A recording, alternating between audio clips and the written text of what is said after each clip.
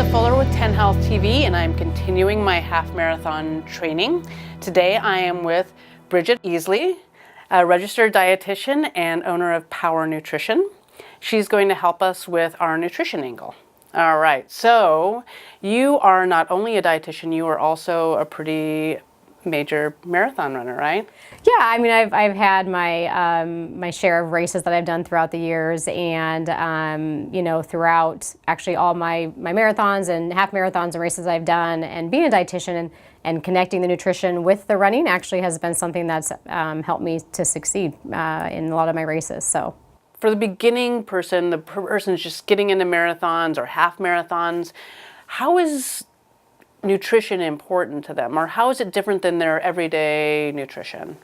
Yeah, and that's a great question. I think the biggest thing in nutrition is important, obviously, for anybody at any point in time, but when you're doing something where you involve the activity and then running where you end up being out there for a long period of time, you know, I challenge people I work with to think about food as their fuel and, you know, kind of putting gasoline in your car. And so same type of thing is just maybe when you're putting, you know, exerting that much more energy with running, you need to think about kind of how and what types of foods you put into your body to make the food kind of work a little bit better for you when you're training, so that your outcome, your running and you know, maybe recovery too can be a lot better. Can I just eat whatever I want because I'm burning it off?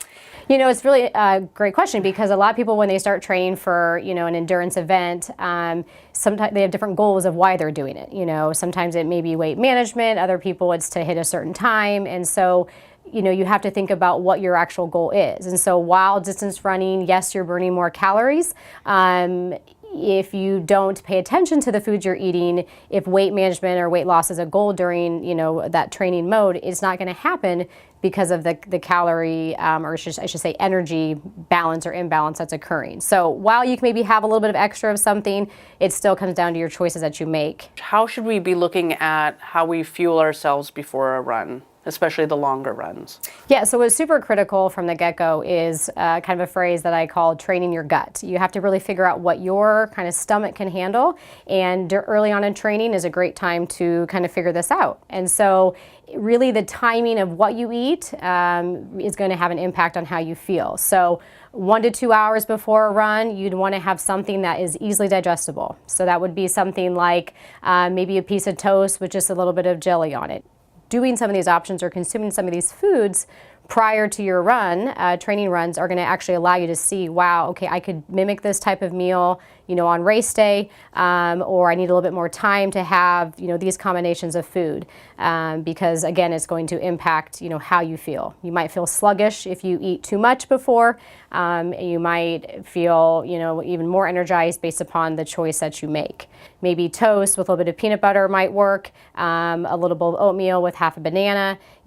Options like that, you might need more, like probably close to an hour, a little bit more prior to your run. So right now I am a night runner. I run at night after my kid goes to sleep. I'm on a treadmill. So maybe I run a different time than someone's in the morning. How does that really affect what I should be eating and when I should be eating? If you had dinner and then you're running a couple hours later, what you had for dinner will surely get you through. But again, the types of food choices you make for dinner. You know, if you went and had, let's say, a burger and fries for dinner, the nutrient content, the makeup of that meal is going to take a lot longer to digest. And so that might be something where you need a little bit longer period of time, maybe 3 or 4 hours before you to go out and run, because of the timing of just how your body handles that food.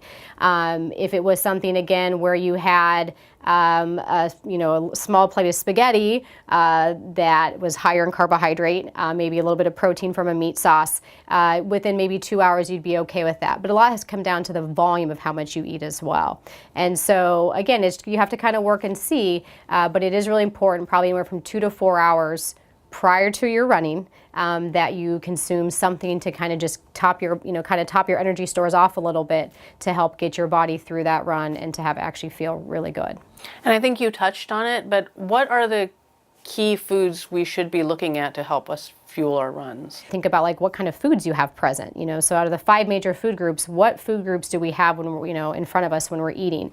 And sometimes our meals can be very colorless. Maybe people are lacking, you know, some of their fruits or vegetables. And so really, when we think about, you talk about like carb loading or how much, protein and, what are the right mix of everything, to keep it simple, I just challenge my clients to think about what food groups you have and try to aim for like 3 to 4 food groups at a meal, and that automatically can balance out kind of the macronutrients, which are your carbohydrates, proteins, and fats, which we know are all really critical, again, based upon timing. Quick nutrition tip for you. Now that your runs are probably more than an hour in length, a few items you could take with you on your run would be some energy gels, sports drinks to keep you hydrated and fueled throughout. One thing that's really important is that if you take some type of energy gel, goo, jelly bean, is that you need to make sure you consume it with water. It helps to get into your bloodstream quicker and will give you that energy to get you through the rest of your run.